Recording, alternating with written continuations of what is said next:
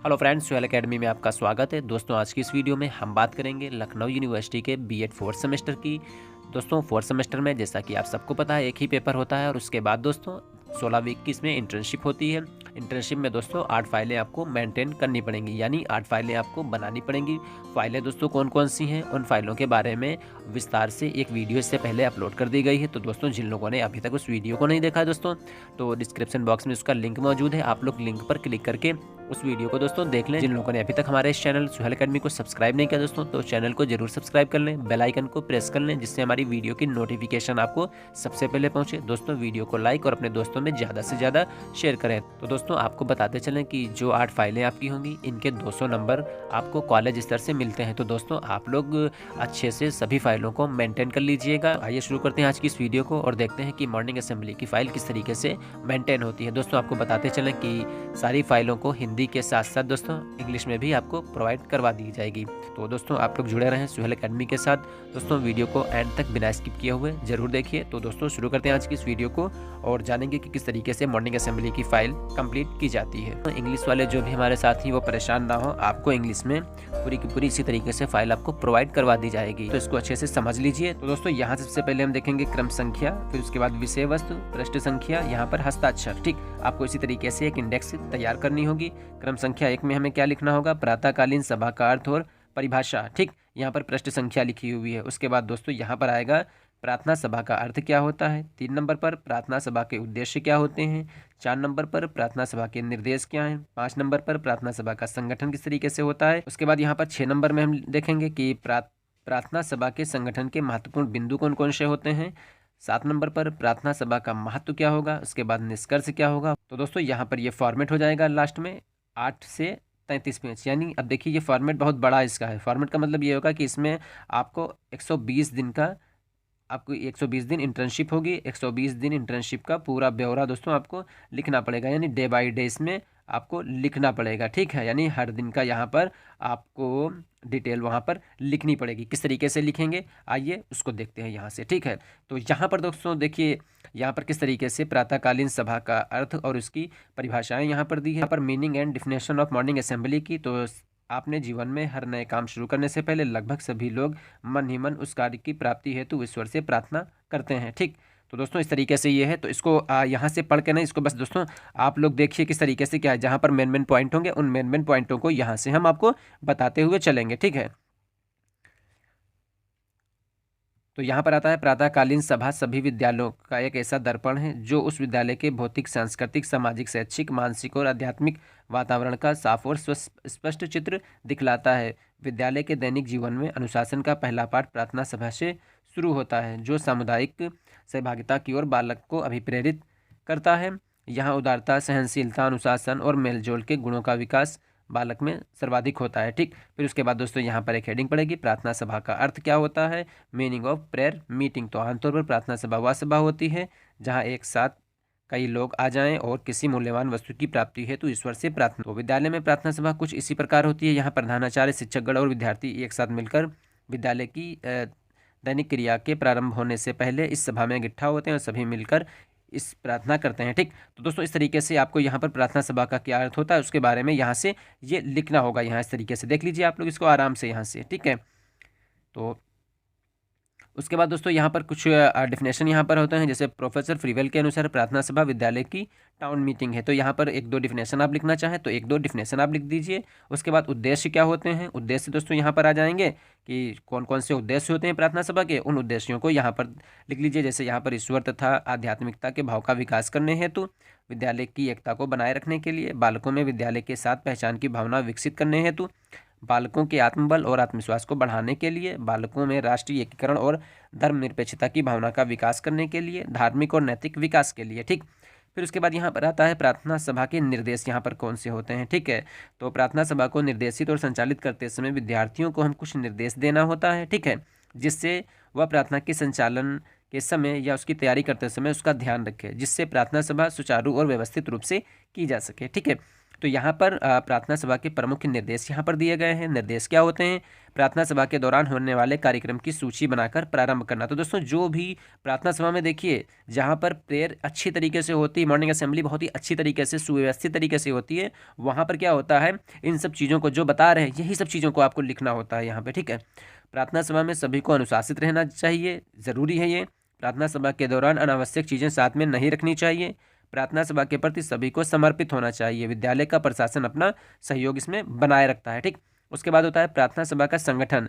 तो किस तरीके से प्रार्थना सभा का संगठन, उसमें कौन कौन सी चीज़ों को शामिल किया जाता है? जैसे इस वंदना होती है, देशभक्ति गीत होते हैं, ठीक है, राष्ट्रगान होता है, प्रतिज्ञा होती है, दैनिक समाचार होता है, आज का विचार होता है, तथा साथ ही साथ प्रशासन द्वारा अगर कोई भी आवश्यक सूचना दी गई है तो उसका आयोजन भी प्रार्थना सभा में विधिवत करना चाहिए, जिससे क्या होगा, एक साथ सभी लोगों को इन्फॉर्मेशन मिल जाए, ठीक। उसके बाद दोस्तों यहाँ पर आता है प्रार्थना सभा के संगठन के महत्वपूर्ण बिंदु, ठीक। इंपॉर्टेंट पॉइंट्स दोस्तों यहाँ पर है कि प्रार्थना में भाग लेने वाले छात्र छात्राओं का चयन करना, यानी हमें पहले तैयार करना होता है कौन कौन छात्र या छात्राएं प्रार्थना सभा में भाग लेंगे, ठीक है, यानी प्रे कौन से लोग करवाएंगे। सभी विद्यार्थियों को सभा में भाग लेने के लिए अनुशासित तरीके से बुलाना, ये नहीं कि बेल लगी उसके बाद सब भागते हुए दौड़ते हुए चले आ रहे हैं, ठीक है। आराम से हिसाब से जो है सब आएंगे वहाँ पे, ठीक। शिक्षकों की सहायता से सभी विद्यार्थियों को अपनी कक्षा की पंक्तियों में उचित दिशा में खड़े रखना। ये नहीं कि जहाँ जो पाता है उस पंक्ति में खड़ा हो जाता है, ऐसा कुछ नहीं। छोटे बच्चे होंगे जिनकी हाइट छोटी होगी उनको आगे खड़ा करेंगे, ठीक। जो जिनकी हाइट ज़्यादा होती है उनको क्या करेंगे, उनको पीछे खड़े कर देंगे, है ना। तो इसी तरीके से क्रमानुसार लाइन एक बनती है, ठीक है, प्रे के लिए, ठीक। सभा में भाग ले रहे छात्र छात्राओं के इनके स्थान सुरक्षित करना, जिससे वे सभा को पूर्ण और अच्छे ढंग से संचालित कर सके। ये नहीं कि फर्स्ट क्लास की जो लाइन है वो कहाँ पर लगती है, ऐसा नहीं कि आज यहाँ पर खड़ा कर दें, कल उसके बाद दूसरी जगह उनको शिफ्ट कर दें। जैसे यहाँ पर ये मीट प्रार्थना के लिए बच्चे यहाँ पर प्रार्थना के लिए खड़े होते हैं, आपको लाइन इस तरीके से यहाँ पर ये लगवानी पड़ती है, ठीक है। तो यहाँ ये नहीं है कि सिक्स क्लास को यहाँ पर खड़ा किया, अगले दिन सिक्स क्लास आके यहाँ पर खड़ा हो गया, ऐसा कुछ नहीं। जहाँ पर उनकी जगह होगी उसी जगह के अनुसार उनको यहाँ पर खड़ा करेंगे। फिर अगला यहाँ पर आता है कि सभी कार्यक्रमों का उचित और सही ढंग से प्रस्तुतिकरण, यानी होगा, पहले प्रे होगी, फिर राष्ट्रगान होगा, फिर सुविचार होगा, आज का समाचार होगा, ठीक है। जो भी चीज़ें होंगी उनकी डिटेलें बना ली जाती है, ठीक। प्रार्थना समाप्त होने के बाद सभी को अनुशासन में रहकर अपनी कक्षाओं में बिना किसी समस्या के भेजना होता है, ठीक। उसके बाद यहाँ पर आता है प्रार्थना सभा का महत्व क्या होता है, उस महत्व को यहाँ से हम लोग जानेंगे। तो प्रार्थना सभा नवीन बालकों में अच्छे चरित्र के गुणों को विकसित करने में सहायता प्रदान करती है। वह समय है जब विद्यालय के सभी लोग एक साथ एकत्र होते हैं और विद्यालय की प्रार्थना सभा में सभी को एक साथ देखा जा सकता है, ठीक है। प्रार्थना सभा के द्वारा विद्यालय के बच्चों में आध्यात्मिकता और अनुशासन का विकास होता है। इसी कारण प्रातःकालीन सभा का अधिक महत्व होता है। विद्यार्थियों में सकारात्मकता व उद्देश्य की भावना को विकसित करने के लिए प्रार्थना सभा का महत्व अधिक होता है। विद्यार्थियों के चरित्र निर्माण में प्रार्थना सभा की महत्वपूर्ण भूमिका होती है। प्रार्थना सभा विद्यार्थियों के आत्मविश्वास में एक सकारात्मक योगदान देती है। तो दोस्तों जिस तरीके से ये पॉइंट यहाँ पर लिखे हुए हैं, प्रार्थना सभा का महत्व क्या है, सेम टू सेम इसी तरीके से आप अपनी कॉपी पर इसको लिख लीजिएगा, ठीक। उसके बाद निष्कर्ष क्या निकलता है, तो इस प्रकार हम कह सकते हैं कि विद्यालय में होने वाली प्रातःकालीन सभा के द्वारा छात्र छात्राओं का शारीरिक और मानसिक स्वास्थ्य स्वस्थ रहता है। इस प्रकार प्रत्येक विद्यालय में प्रार्थना करवाना अत्यंत ज़रूरी होता है। अतः प्रत्येक विद्यालय में नियमित समय पर प्रार्थना को महत्व प्रदान किया जाता है, ठीक। फिर उसके बाद दोस्तों यहाँ से आता है फॉर्मेट और morning assembly in internship school. जहाँ पर आप इंटर्नशिप के लिए पहुँचेंगे वहाँ पर एक फॉर्मेट आपको बनाना पड़ेगा, ठीक है। तो उस इन फॉर्मेट में दोस्तों क्या होगा, सबसे पहले आएगा कमांड, फिर उसके बाद प्रेयर, उसके बाद अगला जो आएगा जैसे रामायण दोहा यहाँ पर है, ठीक। उसके बाद यहाँ पर थॉट आ गया, फिर उसके बाद यहाँ पर नेशनल एंथम, ठीक। तो देखिए दोस्तों ये बहुत ही इंपॉर्टेंट यहाँ पर चीज़ है। जैसे कि आप किसी विद्यालय में पहुँचते हैं इंटर्नशिप के लिए, तो वहाँ पर क्या होता है, जब प्रार्थना होती है तो सबसे पहले ये होता है सावधान विश्राम होता है, ये कमांड में शामिल हो गया। फिर उसके बाद दोस्तों क्या होता है, प्रेयर शामिल होती है। फिर उसके बाद रामायण दोहा, तो यहाँ पर रामायण का दोहा यहाँ पर, तो आप जिस विद्यालय में इंटर्नशिप के लिए जाते हैं वहाँ पर प्रेयर के बाद जो भी चीज़ हो रही है, ठीक, सुविचार हो रहा है, आप सुविचार को लिखिए। कोई अच्छी बात अगर बताई जा रही है, कोई प्रिंसिपल सर अगर वहाँ के बता रहे हैं या कोई बच्चा बता रहा है, आप उसको यहाँ पर लिखिए। अगर नहीं है, ठीक, अगर यहाँ पर जैसे बच्चे ने रामायण का दोहा लिखा, अगर वहाँ पर कोई धार्मिक पंक्ति का रामायण कोई पंक्ति दोस्तों यहाँ पर आयोजित की जा रही है तो आप उसको यहाँ पर लिख दीजिएगा, ठीक है। उसके बाद कोई थॉट चलेगा, सबसे लास्ट में दोस्तों नेशनल एंथम होता है, यानी राष्ट्रगान होता है। फिर उसके बाद देखिए दोस्तों यहाँ पर अब इंपॉर्टेंट चीज़ यहाँ से देखिए, यहाँ पर जो ये डेट पड़ी हुई, इस डेट को बहुत ही अच्छी तरीके से यहाँ पर डेट पड़ी है 15/5/2023। तो जो बच्चा यहाँ पर इंटर्नशिप के लिए गया है वो गया था 15/5/2023 को। ठीक से होगा। यहाँ से आपका जिस दिन आप इंटर्नशिप के लिए गए हैं उस दिन से यहाँ पर लिखना चालू कर दीजिए। ठीक है, जैसे बच्चा यहाँ पर 15/5/2023 को गया, ठीक, पहला दिन था उसका, तो पहला दिन यहाँ पर हो जाएगा ये। ठीक, उसके बाद यहाँ पर ये कमांड हो गया, ये इस तरीके से।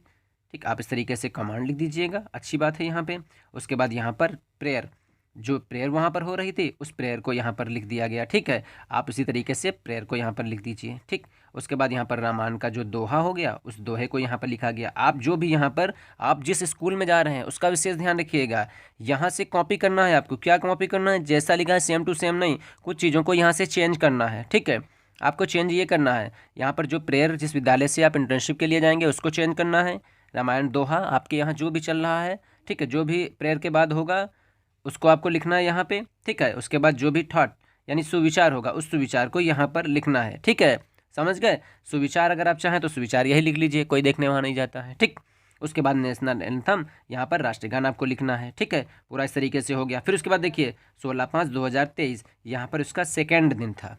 ठीक है, तो यहाँ पर फिर उसी तरीके से यहाँ पर आ गया, कमांड आ गया, प्रेयर यहाँ पर आ गई, दोहा आ गया, यहाँ पर ठाट आ गया, यहाँ पर नेशनल एंथम आ गया। ठीक है, उसके बाद यहाँ फिर देखिए 17/5/2023 फिर वही चल रहा है, कमांड, प्रेयर, और उसके बाद दोस्तों रामायण का दोहा यहाँ पर आ गया, उसके बाद थॉट आ गया, यहाँ पर नेशनल एंथम आ गया। फिर 18/5/2023 फिर वही दोस्तों यहाँ पर कमांड, प्रेयर, रामायण दोहा, उसके बाद थॉट, उसके बाद नेशनल एंथम। फिर उसके बाद यहाँ पर 19/5/2023, तो 19/5/2023 को फिर वही कमांड आ गया यहाँ पे।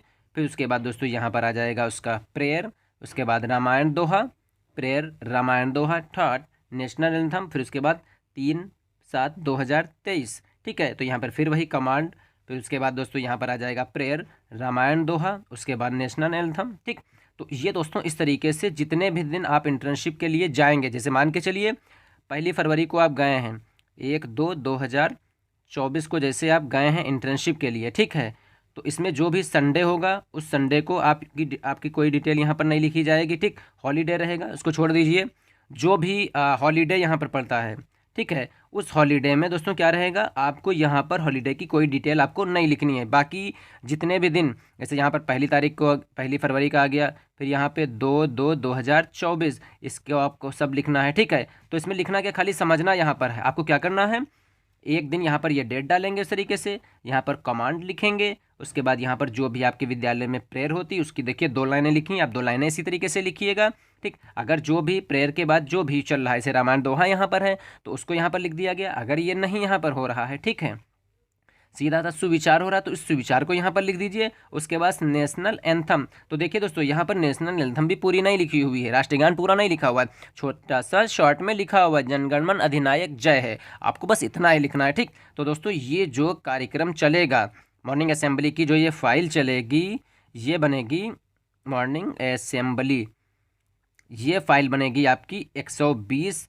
डेज़ की, यानी जब तक आप 16 वीक, 120 दिन कह सकते हैं, या हम लोग इसको 16 वीक कह सकते हैं, या इसको हम लोग 4 मंथ कह सकते हैं। ठीक है, तो हो सकता है कभी हम 4 मंथ कह दें, कभी 16 वीक कह दें यहाँ पे, कभी हम इसको 120 दिन कह देंगे। तो इसमें कंफ्यूज मत होइएगा कि 16 वीक की फाइल यहाँ पर है, कभी 120 बता देते हैं सर, कभी 4 मंथ यहाँ पर बता देते हैं। ठीक है, आपको करना क्या है, या तो इसको 4 मंथ काउंट करिए, या तो 120 दिन, या 16 वीक, सेम टू सेम सब एक ही है। ठीक, आपको बस क्या करना है, आपको बस इसमें संडे और हॉलीडे जो भी है उसकी डिटेल यहाँ पर आपको नहीं लिखना है। बाकी जितने भी वर्किंग डे होंगे उस वर्किंग डे का यहाँ पर लिखना है। एक बात और आपको बताते चलें, यहाँ पर 120 डेज़, यहाँ पर ये वर्किंग डे नहीं होंगे, इसमें जितनी भी छुट्टियाँ होंगी, संडे होंगे, उनको निकाल दीजिएगा। ठीक है, अभी जो मई और जून की जैसे छुट्टी अगर हो रही है, अगर आपकी इंटर्नशिप चल रही है तो उसमें मई और जून अगर आपका कॉलेज बंद है तो आप यहाँ पर इसको हॉलीडे यहाँ पर दिखाइएगा। ठीक है, कि ग्रीष्मकालीन समर वेकेशन यहाँ पर दिखा दीजिएगा। ठीक, बस इतना आप कर लीजिएगा, आपकी पूरी फाइल जो मॉर्निंग असेंबली की होगी ये पूरी तरीके से कंप्लीट हो जाएगी।